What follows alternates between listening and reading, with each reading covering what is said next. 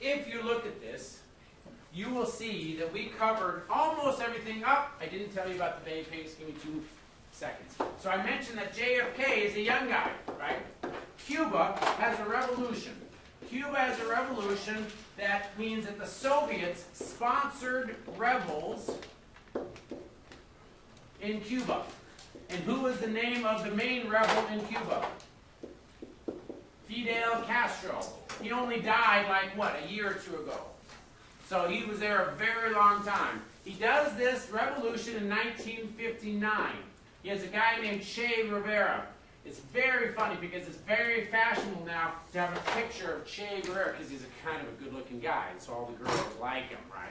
Just keep in mind that Che Guevara is responsible for killing, I don't know, maybe 100,000 people. Bloodthirsty kid. But he's a really good-looking guy, so, you know. Okay, 100,000, give her, okay, never mind. But the point is that the United States is shocked because, as you know, Cuba is 80 miles south of Florida. And the Soviet Union toppled that government. When Eisenhower was in office, he didn't do anything about this. But he wanted to do something about this. Wasn't quite sure how to handle it. He's a general and he's extremely cautious. And so he's just basically biding his time. JFK comes in there and says, no, no way. JFK's young, he's 40 years old. I'm going to go and act. So the first thing he wanted to do was try to assassinate. Didn't work.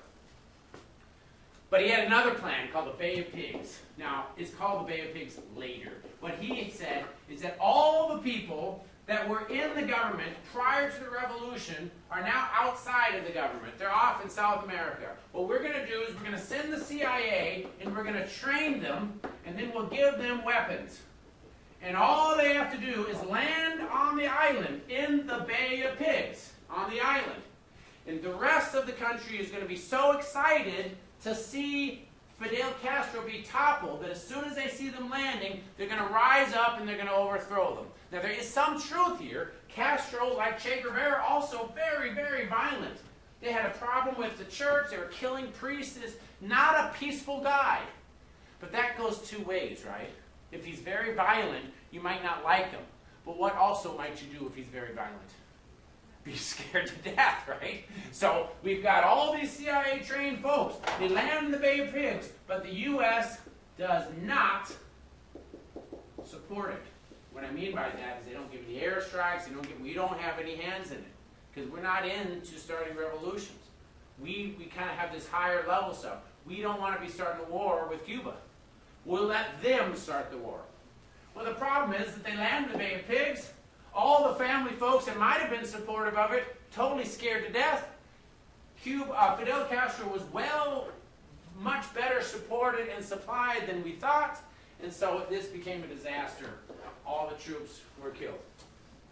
And of course it's on the news, so everybody knows this. Now the reason why this is very important is that we'll talk about this Cold War, but the Soviets and the U.S. have this tension, and a lot of it has to do with this concept called deterrence, which we will talk about next class, but you have to understand that deterrence is all about threat.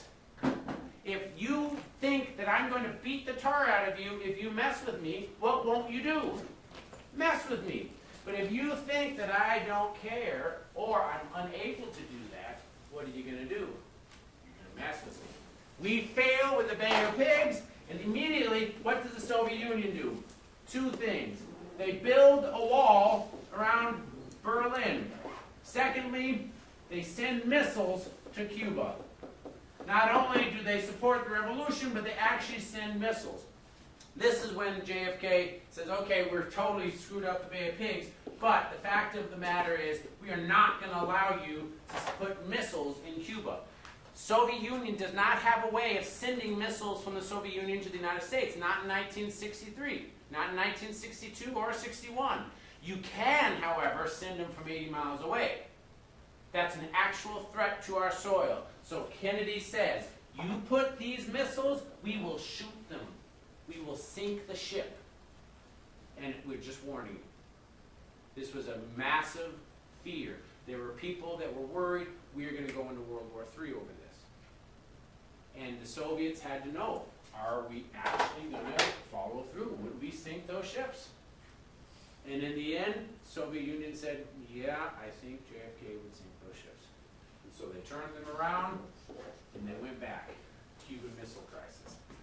And oddly enough, this Cuban Missile Crisis was largely a reaction to the fact that JFK failed in the Bay of Pigs. But he succeeded in the Cuban Missile Crisis. So by the end of 62 and 63, is Kennedy looking like a strong guy in foreign policy or a weak guy? Weak guy. Really strong. And here's the irony of all irony. It started because he screwed up. And yet, by the time the missile crisis is over, he's looking like Superman. He's going to win in 64, if he's not dead. We'll talk about this next class on Wednesday. What we're going to do is we're going to talk about the Cold War, from the beginning all the way up to the end. And then we'll talk about Reagan later. Questions, comments, words of wisdom? Okay, we will see you guys on Wednesday.